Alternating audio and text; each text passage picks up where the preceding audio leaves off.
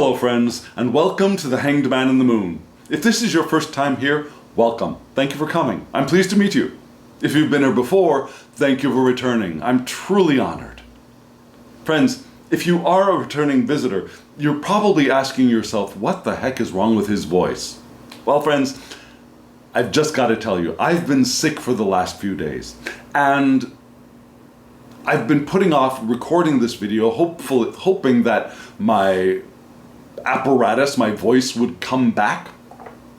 But this is the best it's going to get, and I need to be recording today to get this out in a timely fashion. So, just know that by next week's video, my voice will be back to normal. I know that 100%. I'm feeling better already, it's just there's a little bit of crud going on right now, okay? So, we'll power through. I don't know how long this voice is going to last, so we'll see how this video goes. But let's try and do this together, yeah? And friends, I've got a whole spread already laid out for you. I'm using the same set of cards that I used last week. You know that this is my second video in my year-long deep dive into the Lenormand, right? And while I can't say that I feel on solid, stable ground yet, especially because of my voice, I do feel good having gotten that first video out into the world. But I'm still feeling my way. I'm still trying to figure this thing out. And we'll be figuring this thing out together. But before I show you the spread, let's draw our minds together. How? You've heard the phrase, do what you love and love what you do, right? What does that mean? I think some people believe that that means if I don't love what I'm doing, I need to run away and go find something else to do. And sometimes that works.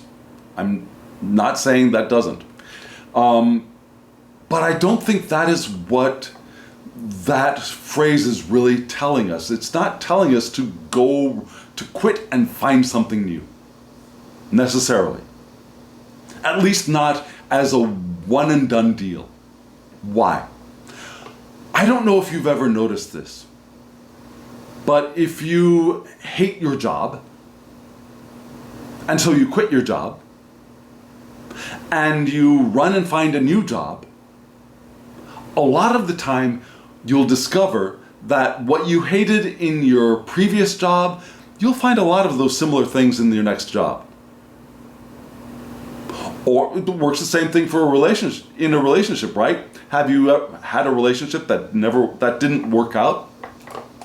Did you break up and run away and try and find somebody else? And have you found somebody else and then realized that the person that you met could have been a carbon copy of your previous relationship?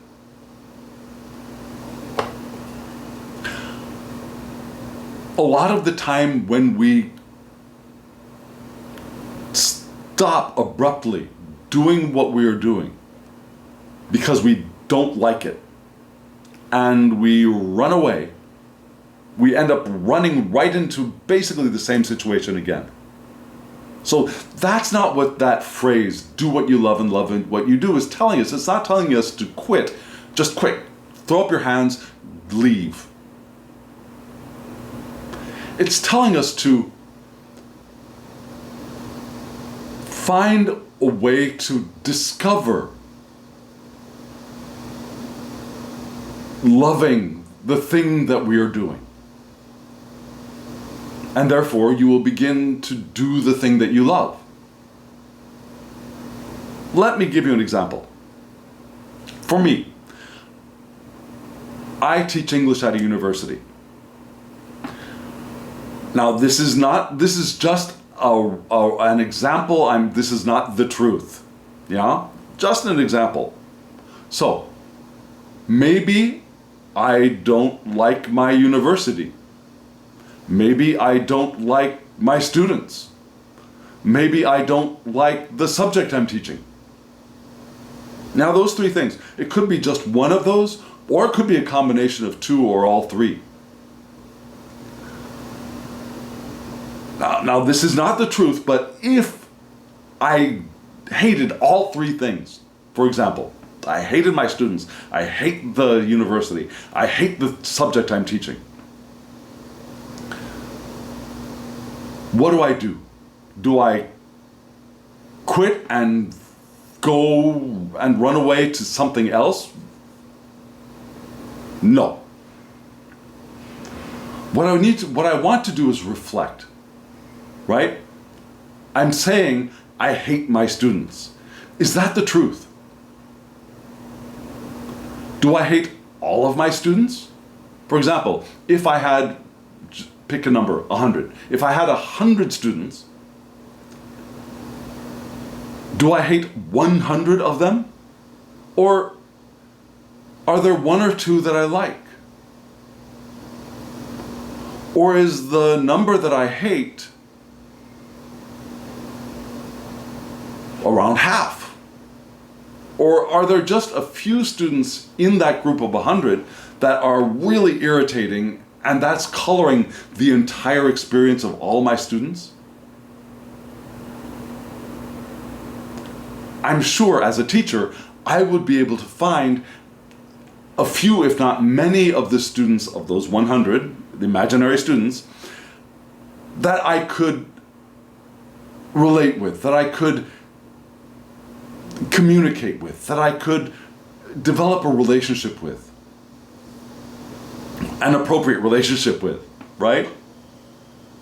Same thing with the university. Do I really hate the entire university? Or is it just a couple of things that sometimes appear in my experience that are irritating? So could I give my attention to the things that I can appreciate about my university, my office, for example, or if it's not my office, if it's the cafeteria, I don't know. Things about the university that I can appreciate, and when those things that are irritants about this workplace appear, maybe I can just let them appear and disappear as quickly as they appeared. Does that make sense? Or perhaps I hate teaching English. I don't hate teaching English, but if I hated teaching English, what does that mean? Do I hate teaching English because the students don't like learning English? Or do I hate teaching English because I find it boring? Perhaps that means that I need to find a new approach to what teaching English means. To find my love of the language so that I can transmit, that I can communicate that interest, that passion for the language to the students. And if I am impassioned, I am interested in, I find the subject that I'm teaching interesting, that will be move in to the students. The students will understand that, will feel that, and their reaction to the subject will change.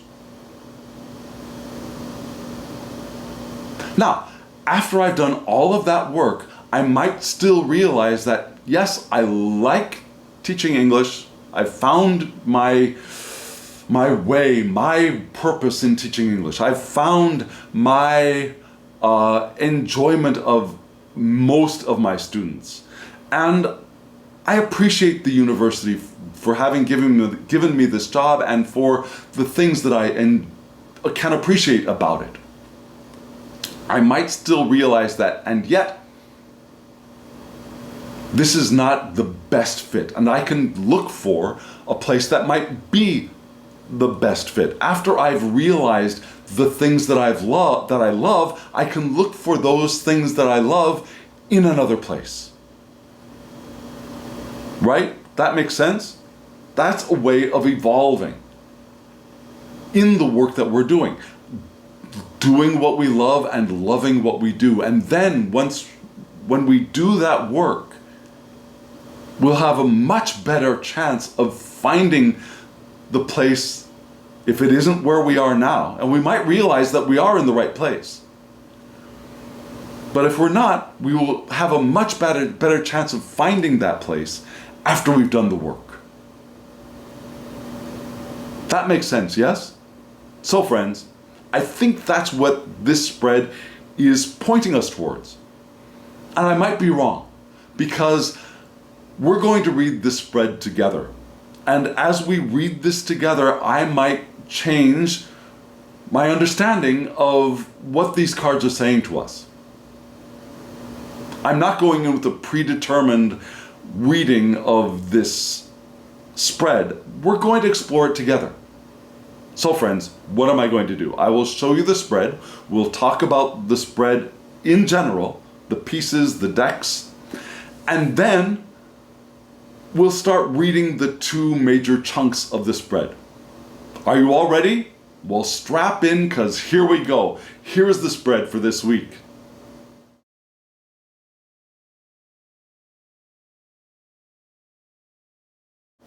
So friends, like I said, the spread is this week and last week we're using the same cards. And I'm going to continue with these cards probably for at least another week or two. I'm going to change them out at the new moon. Because that's the way I used to do it, right? So, what did you just see? Just in case you are new to this channel, you saw two different decks. There's a Lenormand deck in the center, and there is a Tarot deck in 4 spaces around the Lenormand deck. The Lenormand deck is from a wonderful creator.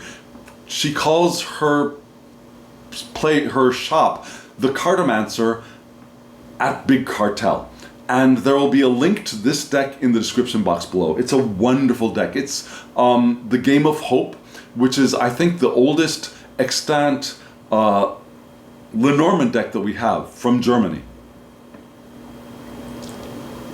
And the cards, the card stock, they're just phenomenal. They're wonderful. Thumbs up. The box, not so much. But we don't buy the deck for the box, right? But the cards, they shuffle wonderfully. They're sturdy. They're durable. The images are clear, even though they're facsimile. They're not a redrawing. So it's a wonderful, wonderful little deck. And again, there's a link in the description box below. The Tarot cards, I've discovered the deck is now out of print. This is my borderless Centennial deck. And like I said, I guess it's out of print. I haven't been able to find it. There is a borderless deck that has the same fronts to the cards as my deck, but they've changed the backs. The backs of my deck are borderless as well, which I think is wonderful. The backs of the deck that they're still selling now have this weird border around them that I think is unnecessary and makes me just think, why? You're selling a borderless deck and the backs have a border on them. I don't get it, but that's what's available. So if backs are not important to you, I'll put a link in the description box to get a deck that's very, very similar to the cards that I'm using in this spread. I'm sorry, my nose is going crazy. So, just in case, like I said, you are new here, what are the components of this spread? Well, the cards that you saw from the Lenormand deck are in what we call a 6-card spread, and there are a couple of different ways to read this kind of spread. I'm reading it as an above-below, right? Above being those things that are in our conscious mind, in our experience of the world, and below being those things that are underneath all of that, if that makes sense. Now, the 4 cards on the side at the extremities of the 6 Lenormand cards are an elemental spread that I've used with the tarot. So in the upper left-hand corner, I think this is upper left for you, we have fire, our passions, our creativity. In the lower right-hand corner, we have water for our intuition and our emotions. In the upper right-hand corner, we have air for our thoughts and our vision, our communication. And then in the lower right-hand corner, we have earth for our work and our physicality, our resources, our health. Okay? So we're going to read these cards in two groups. Yeah, first we'll read the Lenormand cards together, and we'll read them in many different ways, in many different directions, and then we'll read the 4 tarot cards together. Right? That's the way we did it last time, that's the way we're doing it again. So friends, let's look at the Lenormand cards in the center up close once more. Here they are.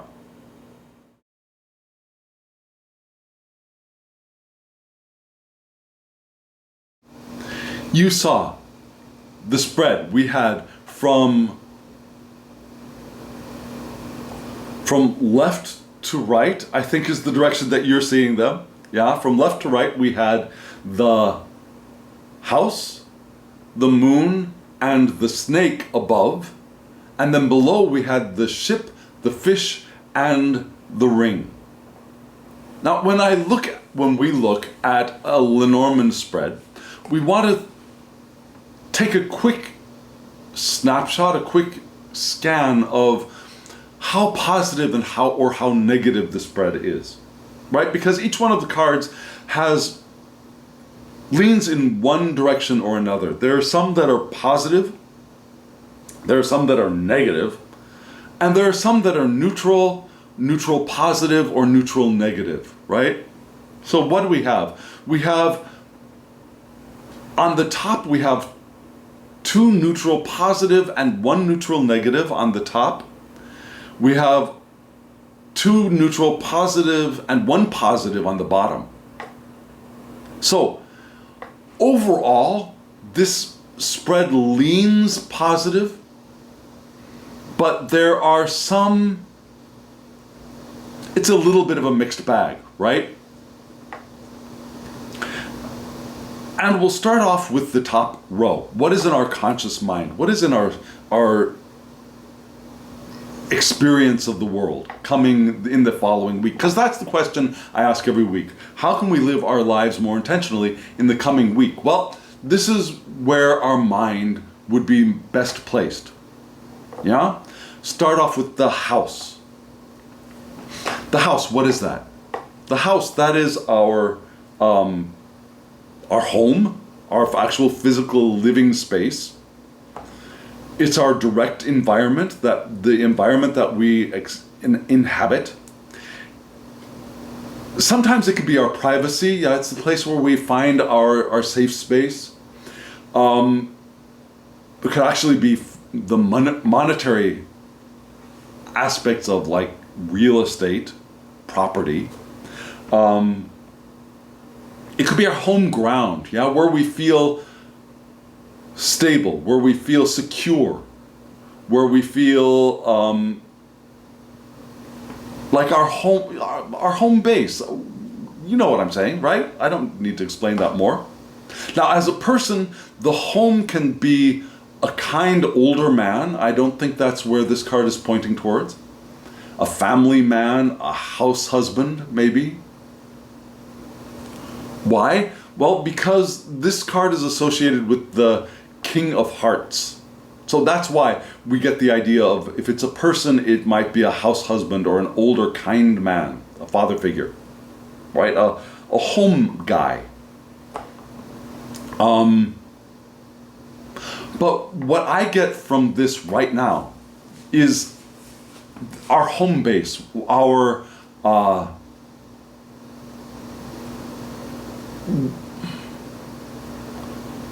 where we live in, not necessarily our house way of thinking about it, but where we live, where do we feel at home? Yeah, do we feel at home in our hobbies, or do we feel at home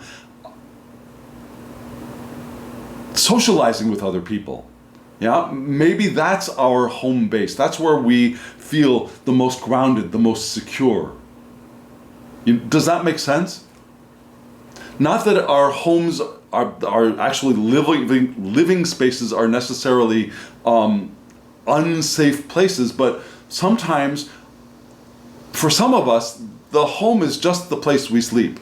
We feel at home somewhere else, right? So I think that's where this card is pointing for us. Now, what kind of home are we talking about? So the kind of home that we're talking about right now is our moon home, yeah? And moon is, the moon card here is modifying, it's describing the home.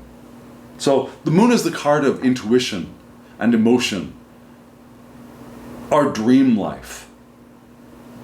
It's also perhaps recognition and reputation. Maybe increasing success, like when the moon waxes, yeah? Going to a full moon, that waxing, the rising success. It could also be our heart business, our secondary business. Maybe we've got a passion project that we're doing on the side. That's what the moon could be for me. And it's an interesting thing that this moon card was here in the exact same spot last week. So, how can we live our lives more intentionally in the coming week? Well, the first thing that comes to mind is, in our conscious sphere, we want to feel grounded and at home in our emotional lives, in our dream life perhaps even, and also in our heart business. We want to be stable, secure in our passion projects, in the things that we love doing. Which is why I titled this video, Do What You Love, Love What You Do. Now, again, if you don't love doing your daily job, this isn't telling you to quit that and just focus on your passion projects, your side hustle, right? But maybe putting a little bit more of our emotional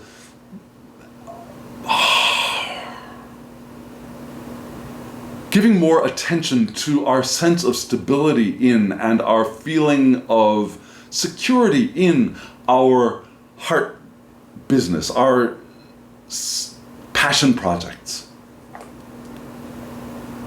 And maybe doing that will help our reputation doing those things to shine, to increase.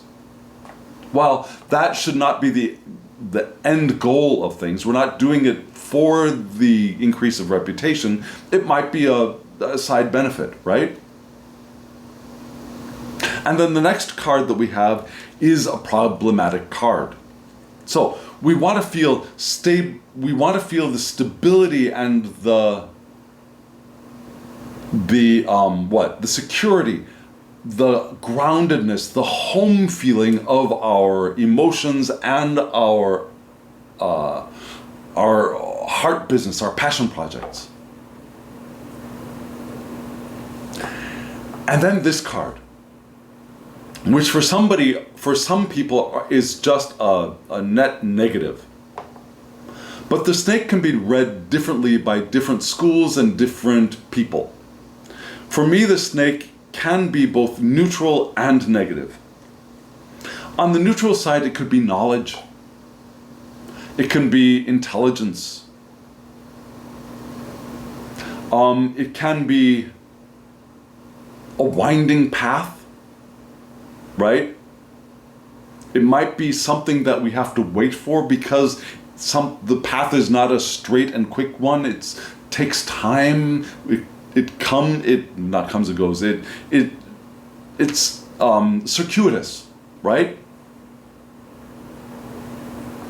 On the other hand, the snake can be lies and betrayal, deception, temptation and seduction. Now, seduction, some might see that as a positive thing, but generally, for Lenormand readers, that seduction is the seduction away from, like, the marital bliss, yeah? The marital contract. In some olden times, maybe even some modern times, some people read this as the other woman, right? The femme fatale, the one who breaks up a marriage. It could also be transformation, because like a snake transforms, sheds their skin and to become the new thing. It could be that too. So right now, what I'm sensing from these three cards is that we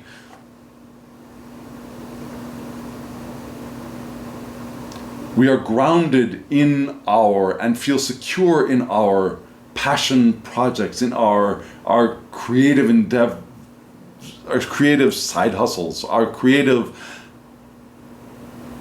things that we do away from our day-to-day 9-to-5 whatever jobs.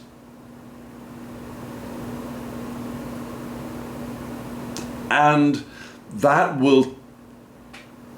might not be a quick shortcut. It might not be a direct route. Yeah? We might want to remember we can improve with knowledge, with learning, with knowledge, with our intelligence, and with patience, knowing that the course is not short and straight. Right? Now, below those three cards, we had the ship. We start off with the ship, right? And that is our first main card. And the ship, what does that tell us? Well, it's travel, holidays and vacation. It's being in motion and transition from one place to another, right? But whereas the writer can be a visitor from pretty close, it's a quick, short period of time, it's a quick visitor, a visitor that's coming very soon. The ship is coming from a very long distance. Yeah? It's from somewhere more than a walking distance away.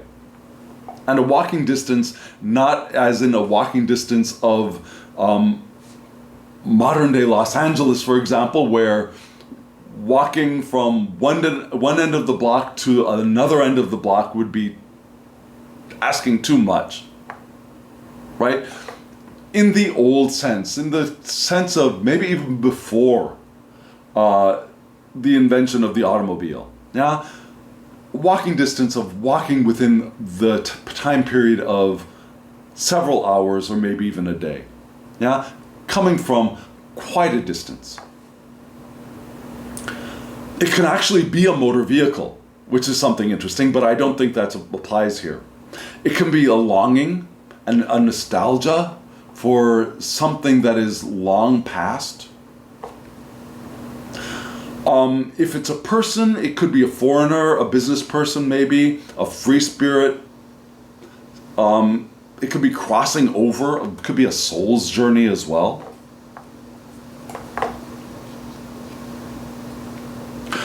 But because of that snake up above, and because I got the idea of the snake in the position that we were reading it, in the line of three that we were reading it as part of, that this is reminding us that the distance is long, right? We're in it for the long haul. And what about that long haul can we expect? Yeah, what modifies that long haul? What is the description of that long haul? That description is the fish, which is money.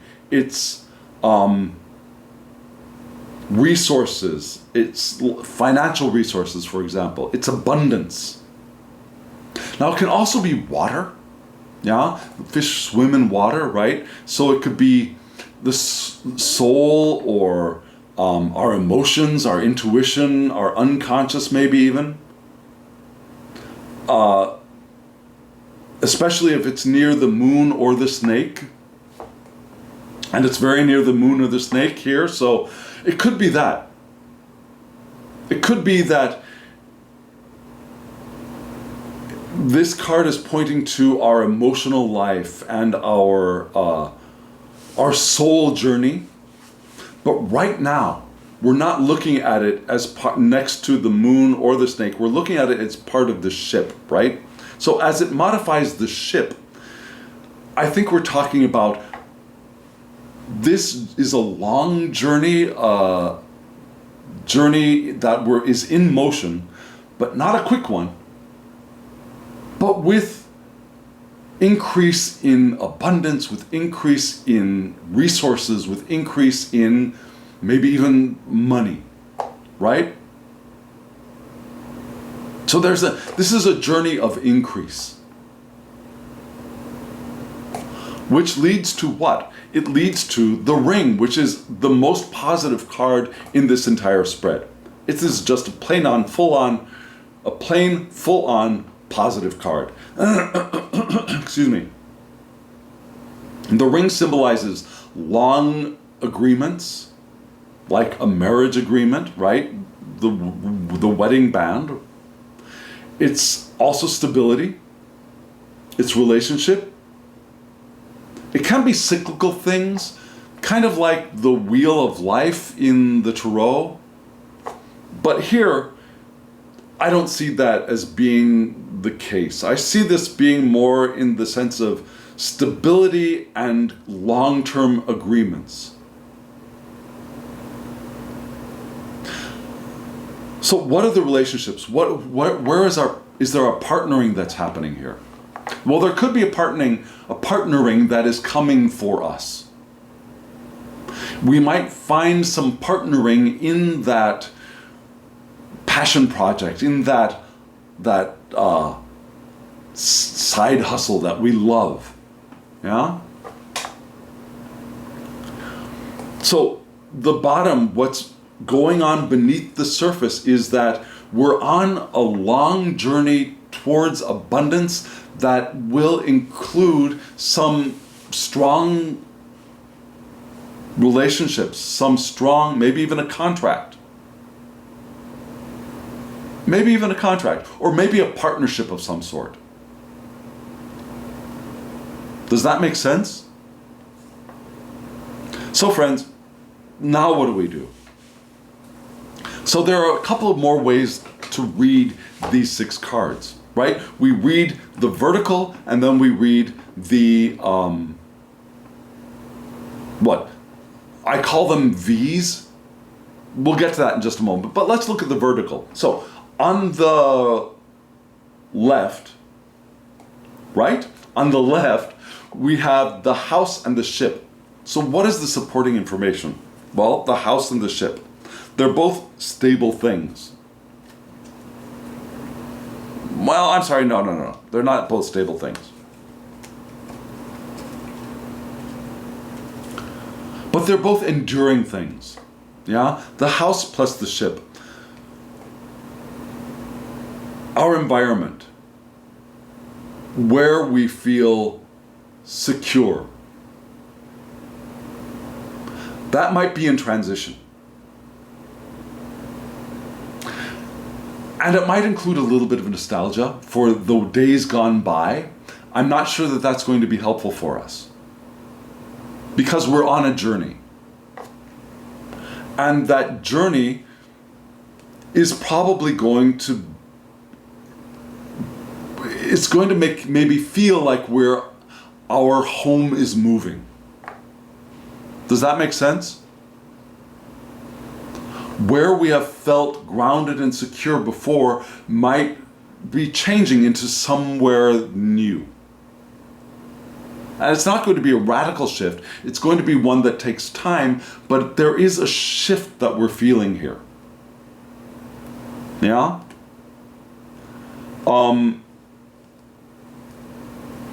They're both positive things, so they're both positive cards, neutral, positive, so it's a good shift, but it might not be as comfortable as we might wish it would be. Yeah?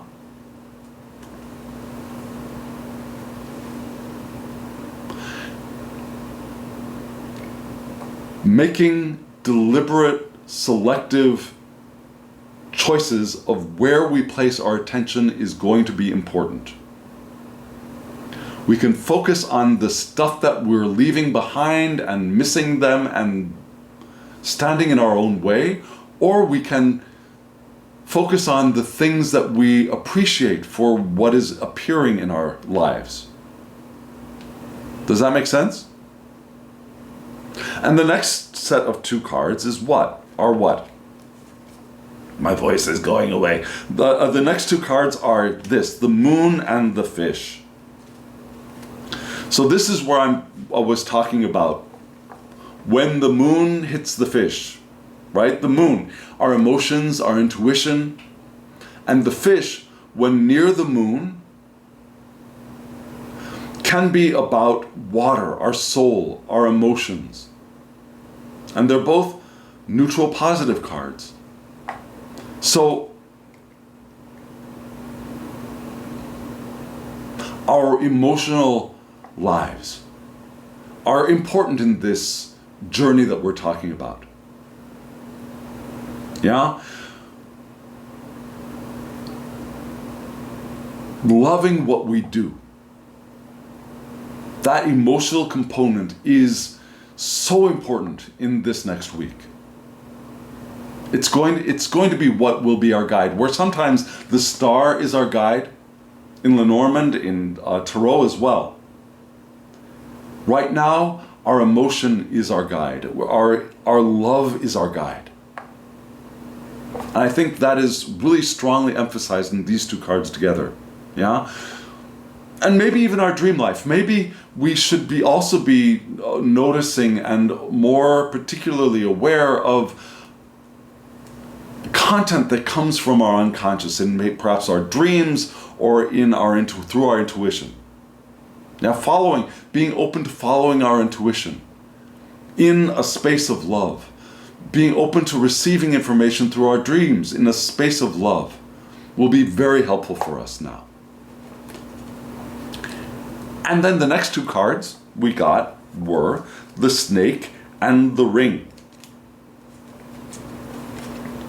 So the snake, again, potentially negative card. But the ring beneath it solves the problem. So, just like the snake can form a ring like the Ouroboros, right? You've seen the Ouroboros, the snake eating its own tail. Yeah? So where it was a winding path before, maybe here, there's a knowledge and an intelligence that will be gained through through relationships with other people.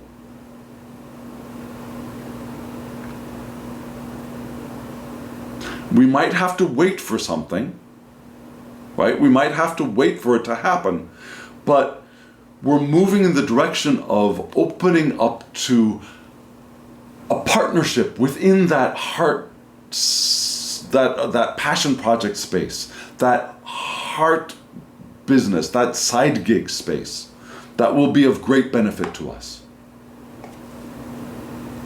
And I think that's the direction we're moving into.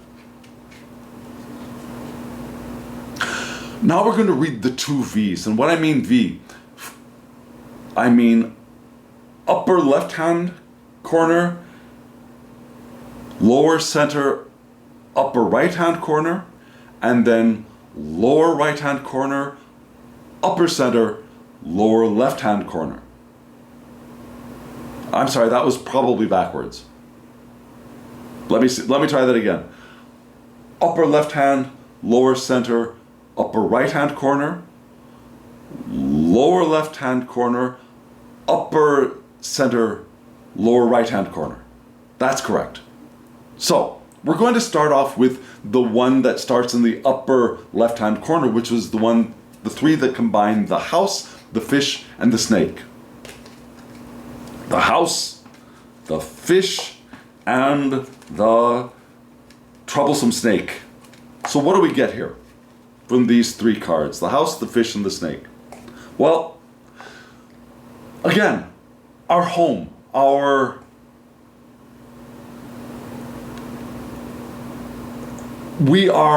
homes are our living space, whether that's our actual home or the place that we feel the most comfortable, is abundant. It has plenty of resources, right? And again, those resources could be our unconscious knowledge, our unconscious intelligence, the innate intelligence we have coming up from within, our intuition. If we are grounded and we are at home, we will get a lot of good knowledge from our intuition and our dreams and our emotional lives. Can you see how those three work together? And then, what do we have here? We have the next triad, which goes from ship to moon to ring. From ship to moon to ring. Here we go. So this is all about a journey, right? We're on a journey. A journey, what kind of journey? An emotional journey. A journey of our heart, our passion projects, our heart business, our side gig, the thing that we love doing. We're on a journey with that. And that is going to lead us to some kind of partnership, right?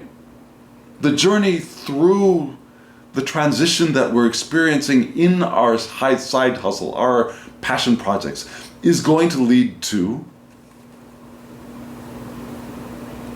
a partnership or a contract or something like that. Does that make sense?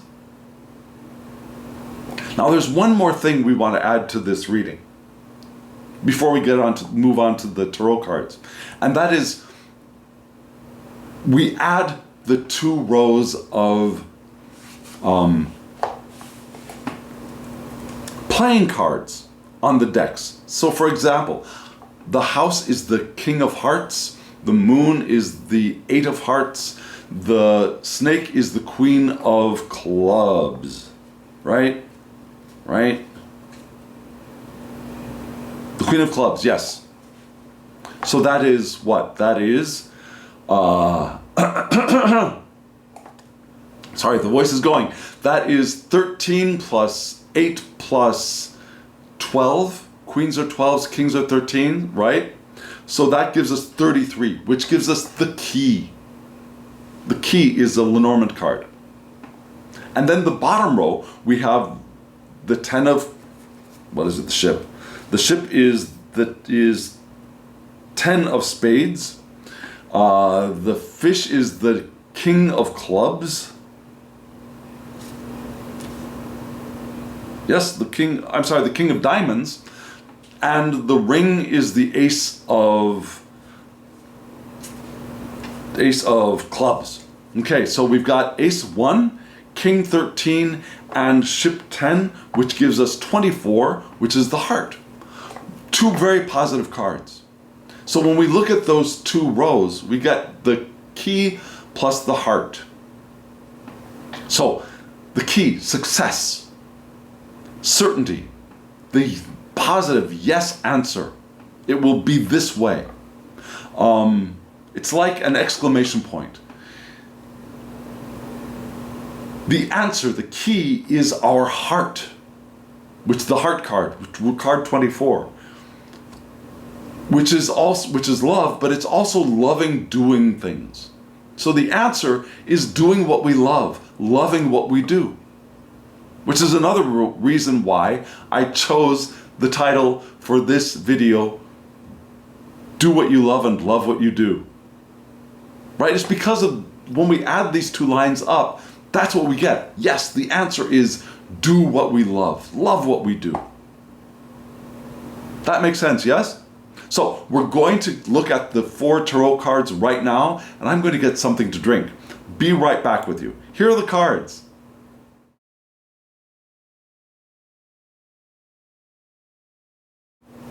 The 4 cards you just saw were, in the fire section, the 9 of Swords.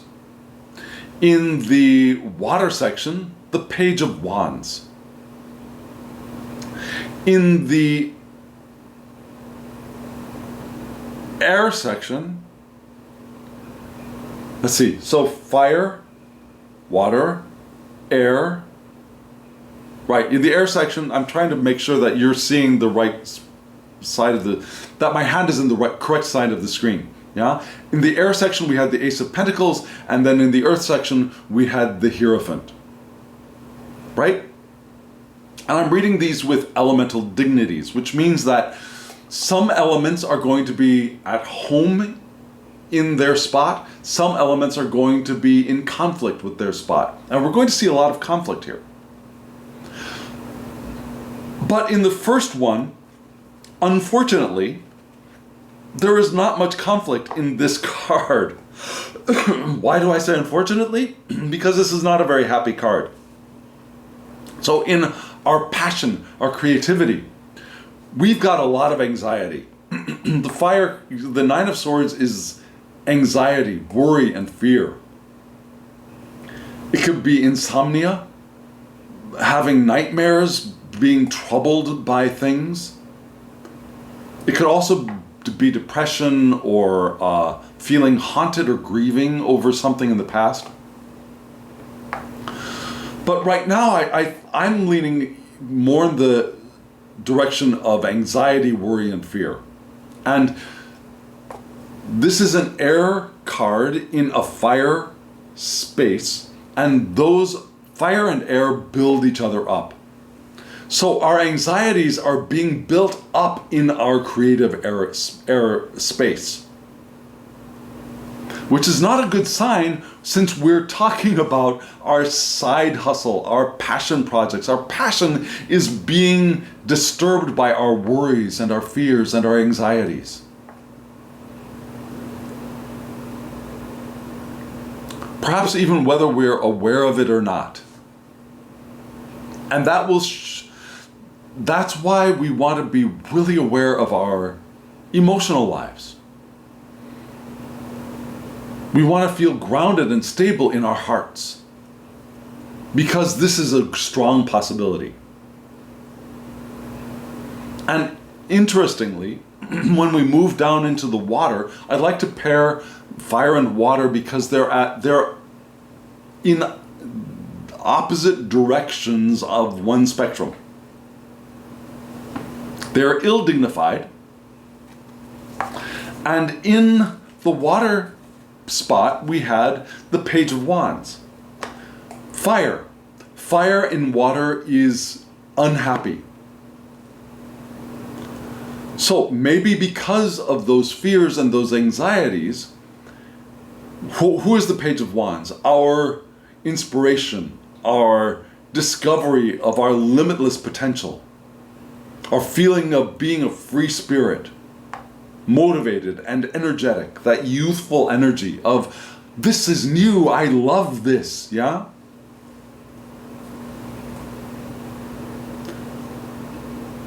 Here in the water section, that is squelched. So maybe it's because of those anxieties and fears up in our fire that our inspiration and our discovery and our feeling of limitless potential is watered down. Yeah, it's drowning in emotion. Instead of being able to fly and be free in the air or back up in the fire. So let's see what's happening in our minds. Maybe our mental space will help us. In the air, we have the Ace of Pentacles. Ace of Pentacles is a wonderful card. It's a card of new opportunities, right? Of new resources, new financial opportunities, of manifestation, of abundance, the beginnings of abundance. It's just the seed, but still it is a seed of abundance.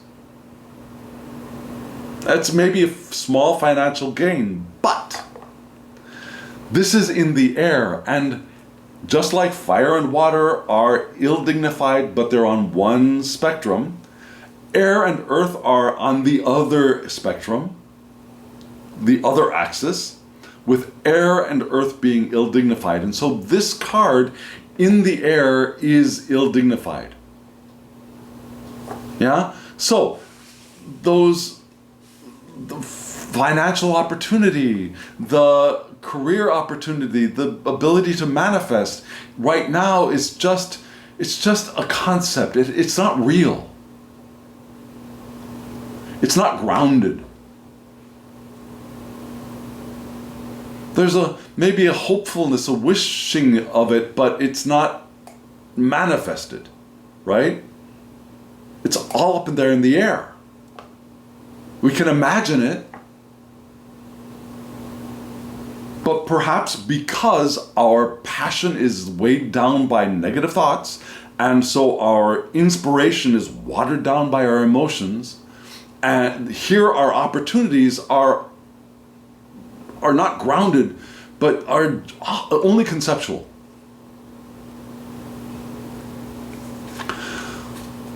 This is the card that can help us. The Earth.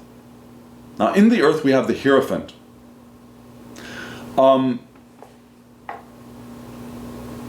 For the Golden Dawn decks, the Golden Dawn decks being the smith-waite RWS and the Thoth decks, the Hierophant is generally associated with Taurus, which is an earth sign. So we've got earth here in the earth. So what do we do? Maybe this is our guide. We look to our spiritual wisdom. Wherever we find our spiritual home, maybe it's our personal tradition or the tradition of our families, maybe. Depends on what you particularly follow. If you have a religion, great. If you don't, great. We want to follow our spiritual guides, whatever that means to us. Yeah? We want to follow the teachings that we have gotten from those teachers that we have found worthy to be our teachers. Does that make sense? So we want to return to our spiritual homes here. Now this can also be institutions. This can also be like educational institutions. It's possible. But I think we want to ground our spirituality at this time, because grounding our spirituality is going to help us to